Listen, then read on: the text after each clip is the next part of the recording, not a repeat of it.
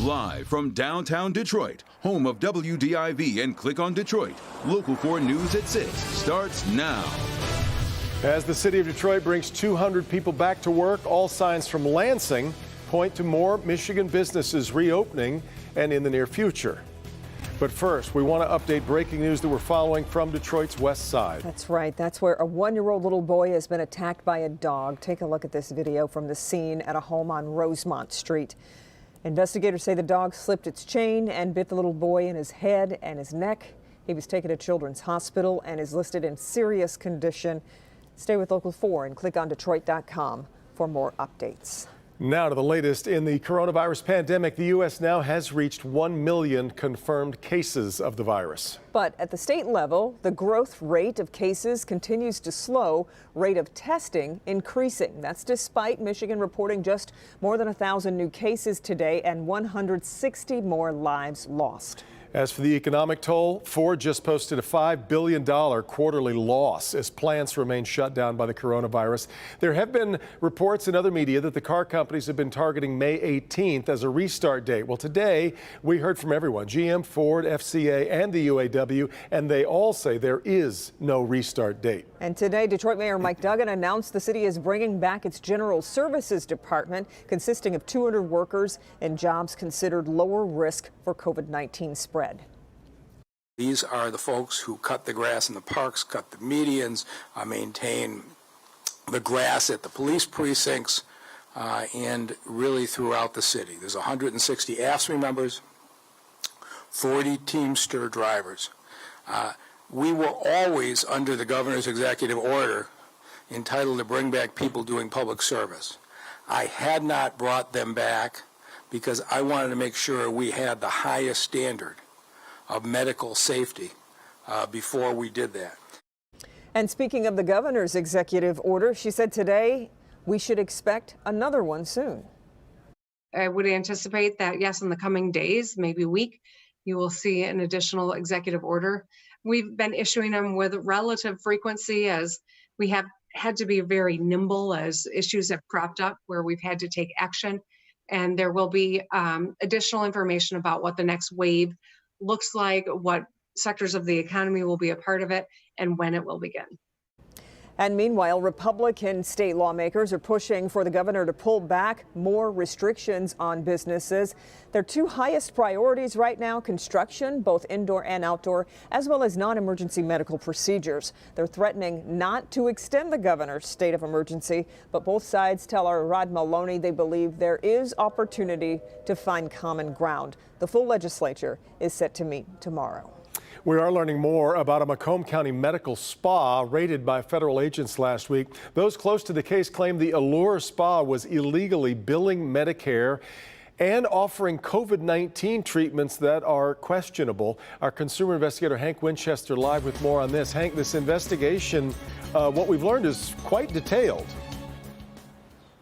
It certainly is, Devin. It's all laid out in that criminal complaint. It is a big investigation. It's been going on for quite some time. And while some of it takes a close look at the billing regarding vein therapy that was being offered, there is a component that takes a look at COVID-19 treatments that were being offered up recently to patients.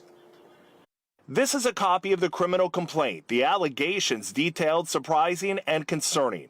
Dr. Charles Moak, the only defendant in the 47-page complaint that was just unsealed. The doctor is charged with healthcare fraud and conspiracy to commit healthcare fraud in the complaint. The complaint goes on to detail multiple millions of dollars that was billed to Medicare from January of last year to April 7th of this year. The allegations are that Dr. Moak was trying to fraud the system, not only during the coronavirus, but before the pandemic started, entering submissions of false and fraudulent claims to Medicare for payments related to the treatment of varicose veins. The complaint also states he failed to observe appropriate protocols at the clinic that would help to minimize the spread of the virus. According to insiders, Allure Medical Spa was offering high-dose intravenous vitamin C therapy to frontline employees who were at risk of contracting the virus or who feared that they could contract COVID-19. There are also allegations that at least 5 employees at Allure tested positive for the virus but continued to treat patients,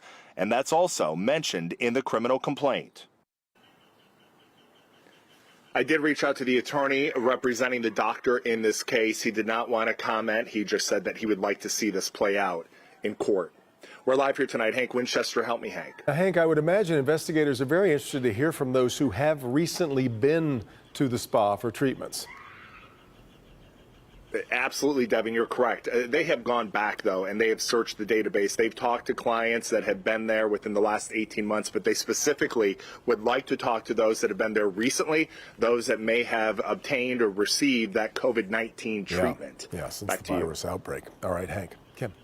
Well, for the first time, a dog in the U.S. has tested positive for coronavirus. While the CDC says the risk of animals spreading COVID-19 to people is low, it does appear that the virus can spread from people to pets in some circumstances. Dr. Frank McGeorge joins us with more on that potential risk, Doc.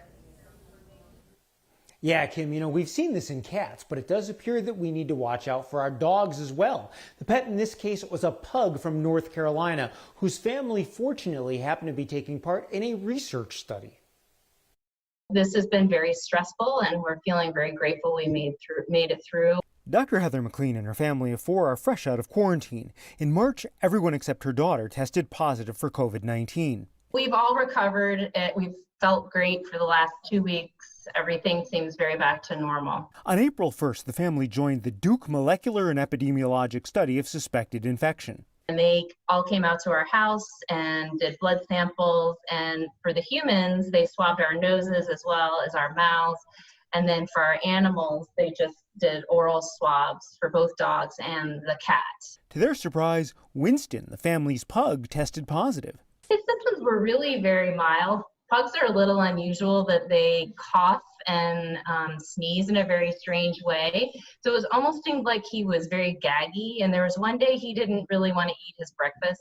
And if you know pugs, they really love to eat. So that seemed very unusual. Winston is doing much better and was only sick for a few days. Hopefully we'll learn more through the research study. And I think because there is not a lot of studies and sampling pets, that we just don't know yet. Now, the McLean parents are both physicians, and they believe it is possible that they were exposed at work. Now, Winston sleeps in their bed and likes to lick their dinner plates, so they believe he caught the virus from them. Incredible, Doc. Well, what does this mean? Does it change any of the advice regarding pets?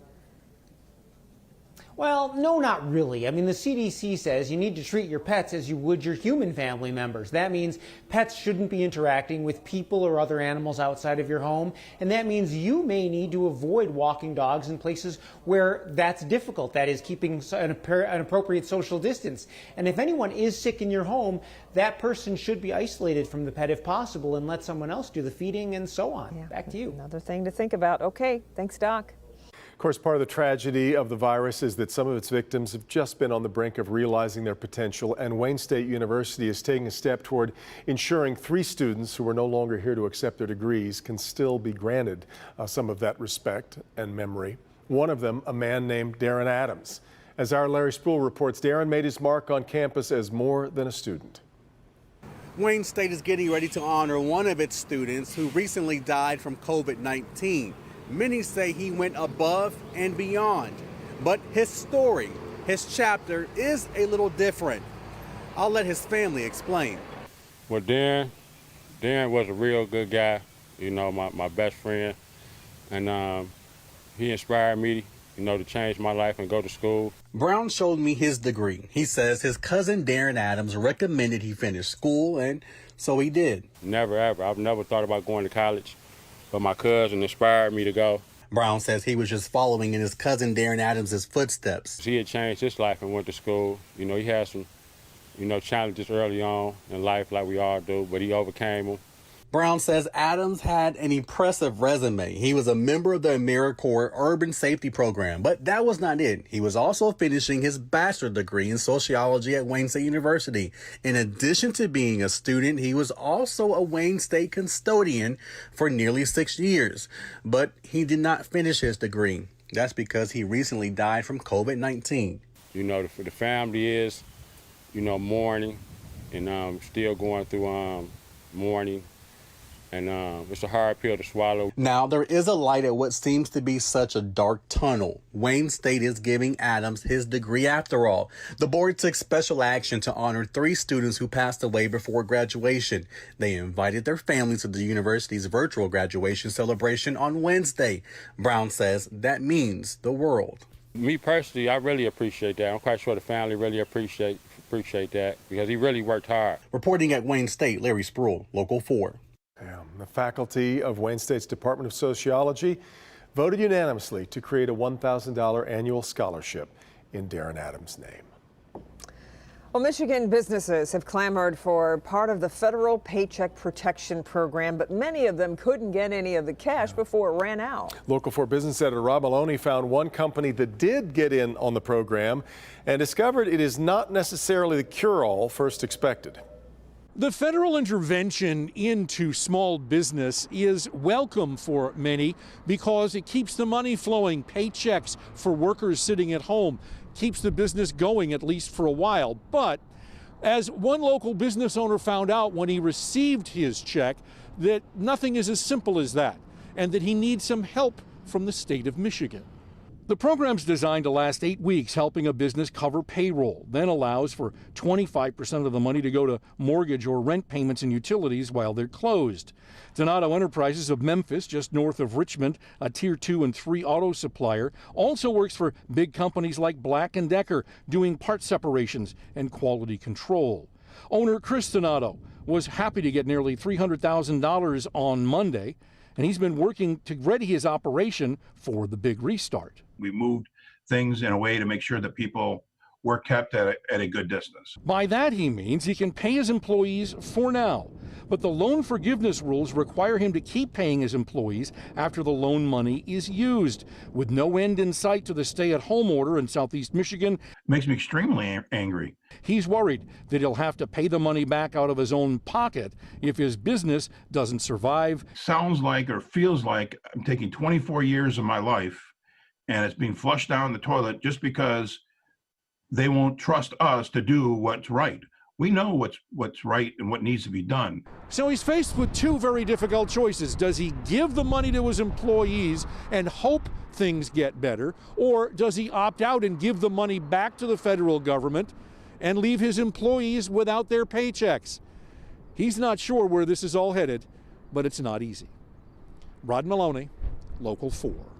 So right. Chris Donato tells Local 4 he wants his customers and suppliers to know right now his business is on solid footing. However, he's deeply concerned a stay-at-home order keeping his business closed into June or even July changes the picture dramatically.